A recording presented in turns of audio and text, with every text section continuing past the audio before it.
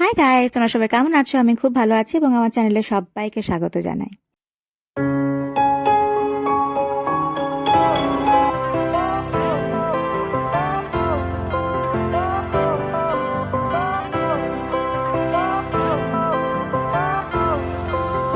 তো আজকে আমি যাচ্ছি পৌষ মেলা দেখতে। যেহেতু পৌষ মেলা শুরু হয়ে গেছে, আমি একটু লেট করে ফেলেছি, তো যাচ্ছি আমি বোলপুরে।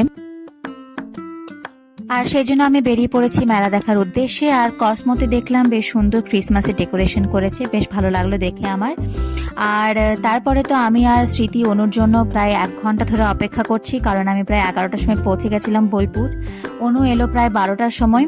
এই যে স্মৃতি, আমরা প্রায় পাগল হয়ে গেছিলাম অনু কখন আসবে। তো তারপর দেখলাম যে বেশ কিছুক্ষণ পর অনু এবং অনুর বোন এলো। এটা হচ্ছে অনুর বোন ছোট্ট মতো।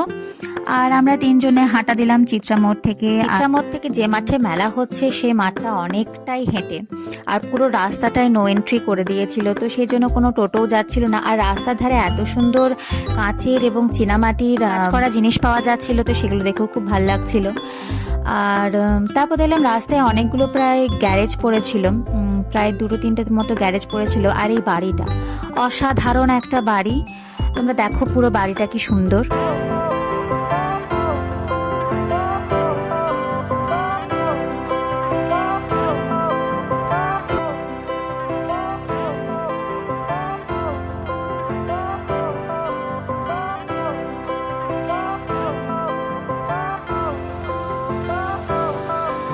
তারপরে বাড়িটার কাছে অনেকগুলো ছবি তুলে ভিডিও করে আবার হাঁটা দিলাম। আর এখানে রাস্তায় দেখলাম একটা বিরিয়ানির দোকান ছিল, যারা যারা বিরিয়ানি খেতে ভালোবাসো তারা তারা তারপর রাস্তার ধারে তো অনেক দোকান বসেছিল, বাচ্চাদের পছন্দের অনেক জিনিসপত্র ছিল। তারপরে আর একটা দেখলাম মাটির হরিণ।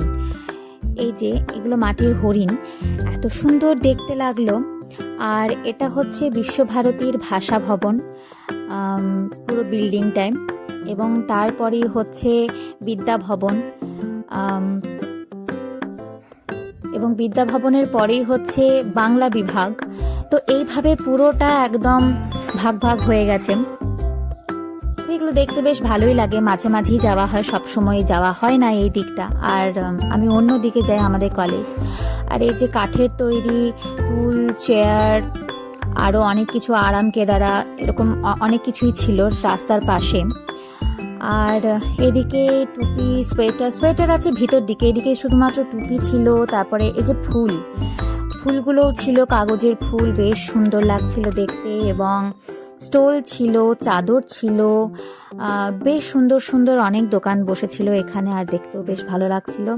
আর আরও বেশি ভালো লাগছিল সবাই মিলে একসাথে হেঁটে যাওয়া, এটা ভীষণ। আর এই গেটটা দিয়ে অনু যেতে দিল না, কারণ বলল যে এই গেটটাই শুধুমাত্র খাবারের দোকান পড়ে। তো ওই কারণে স্মৃতির একটু দুঃখ হয়ে গেল, কারণ আরও একটু হেঁটে তারপরে অন্য গেট পাওয়া যাবে। তো আমরা যেতে যেতে দেখলাম এত সুন্দর ব্যাগের দোকান। এই ব্যাগগুলো হচ্ছে শান্তিনিকেতনের স্পেশাল ব্যাগ। আর এটা হচ্ছে পুলিশ স্টেশন। তারপর যাই হোক, অনেক হাঁটাহাঁটির পরে গেটের সামনে এসে পৌঁছালাম। এখান দিয়ে ভিতরে ঢুকলাম, আর ভিতরে ঢুকে এখানেও প্রায় খাবারের দোকান যেমন থাকে, গজা, তারপরে আরও কী সব মিষ্টির জিনিস ছিল আশেপাশে। তারপরে একটু গিয়েই দেখতে পেলাম ব্ল্যাঙ্কেটের দোকান। আর ব্ল্যাঙ্কেটের দামগুলো আমি একদম জিজ্ঞেস করিনি, কারণ ব্ল্যাঙ্কেট আমি এসব কিনতে পারি না। আর তারপরে ঘুরতে ঘুরতে আমার চোখে পড়লো এই ট্র্যাকস্যুটগুলোর উপর। এগুলো দেখতে বেশ ভালো লাগছিল এবং খুব কম প্রাইসে ছিল। আমার মনে হয় এগুলো 100 টাকায় ছিল। এখানে সবগুলোই 100 টাকা, যেটা যার পছন্দ। এখানে মেয়েদেরও রয়েছে, ছেলেদেরও রয়েছে একসাথে। আর তারপরেই দেখতে পেলাম এই সোয়েটারের দোকানটা। এখানে আশেপাশে প্রায় কয়েকটাই সোয়েটারের দোকান ছিল। 350, এখানে যে কোনো সোয়েটার হাতে তুলে নাও, সবগুলোই 350 থেকে মোটামুটি 50 টাকা এরা কমাবে। আর তারপরে আবার একটু হেঁটে হেঁটে এদিক ওদিক ঘুরছিলাম, তো যেমন আর কি। তারপর এটা সেটা শালের দোকান, কার্পেটের দোকান। আর আমি খুঁজে যাচ্ছি, আর আমার ভীষণ পায়ে ব্যথা করতে লেগে গেছিলো ইতিমধ্যে। আর ভীষণ রোদ ছিল, মানে রীতিমতো আমাদের গরম লাগছিল ওখানে গিয়ে, মেলার ভিতরে ঢুকে। আর তারপরেই চোখে পড়লো এই সুন্দর কানেরগুলো। এই কানেরগুলোর দাম তোমরা বিশ্বাস করতে পারবে না, 30 টাকা করে দাম। যে কোনো কানের, এখানে যে কোনো কানের তোমরা নিতে পারো, শুধুমাত্র 30 টাকা দাম। আর এই পুরোটাই সোয়েটার খুব সস্তায় বোলপুরে দেখলাম এবারে বাজার টাজার পাওয়া যাচ্ছিল। আর এই কার্পেটের দোকানটা দেখো কি সুন্দর দেখতে, কার্পেটগুলো এগুলো মনে হয় কার্পেটই। তারপরে আখের রস খেয়ে নিলাম একটু, কারণ ভীষণ গরম লাগছিল ভিতরে। আর এগুলো হচ্ছে ঘর সাজানোর জিনিস, ঘরে যেগুলো ডেকোরেশন করে, বেশ আওয়াজ উঠছিল ভালো। আর এই পানের স্টলটা দেখো, কত রকমের পান তৈরি করা যায়, আমি অবশ্য খাইনি। তারপরে আমাদের সবার খিদে পেয়ে গেছিল, তো আমরা চলে এলাম একটা হোটেলে। এই হোটেলটা বেশ সুন্দর লাগলো আমার, আর দেওয়ালে যে ছবিগুলো দেওয়া ছিল সেগুলোও খুব সুন্দর লাগলো, আর বেশ পরিষ্কার ছিল। আর অনুর বোনের সাথে আমি একটু মজা করছিলাম, ওকে একটু আদর করছিলাম, কারণ খুব মিষ্টি। আর তারপরে আমরা অর্ডার দিয়ে দিলাম একটা মোগলাই, মানে দুটো মোগলাই। অনু এবং অনুর বোন একটা খেলো, আমি আর স্মৃতি একটা খেলাম, কারণ ফুল একটা প্লেট খাওয়ার মতো ক্ষমতা আমাদের কারোরই ছিল না, ফালতু ফালতু নষ্ট হবে, সেই কারণে আমরা একটা একটা করে নিয়েছি। তো এখানে আমরা সবাই মিলে এখন বসে বসে খাওয়া দাওয়া করছি। আর মোগলাইটা বেশ ভালো ছিল, আগের দিনে এই হোটেলটায় অনু খেয়ে গেছে, তো সেই জন্য ওই সাজেস্ট করলো যে এটাতে চল, এটাতে বেশ ভালো পাওয়া যাবে। আর আমি এখানে মোগলাই নিয়ে চিয়ার্স করছি। আর তারপর স্মৃতির মজা দেখো, মানে রীতিমতো গ্রেভিটাকে, মানে ঘুগনি যেটা গ্রেভি ছিল সেটাকেও রীতিমতো এইভাবে করে করে খাচ্ছে। অবশ্য খাবার ওয়েস্ট করা উচিত না, তো ও সেই কাজটাই করছে। আর কিছুক্ষণ পর স্মৃতির দেখে দেখে অনু শুরু করে দিয়েছে যে না, খাবার ওয়েস্ট করা যাবে না। তো দুজনে মিলে মোটামুটি শেষ করার পরে আমরা আবার বেরিয়ে গেলাম ঘোরার জন্য। তো এখানে দেখলাম বেশ সুন্দর কাঠের জিনিসপত্র, এগুলো কাঠেরই হবে হয়তো, আমার যতটুকু মনে হলো।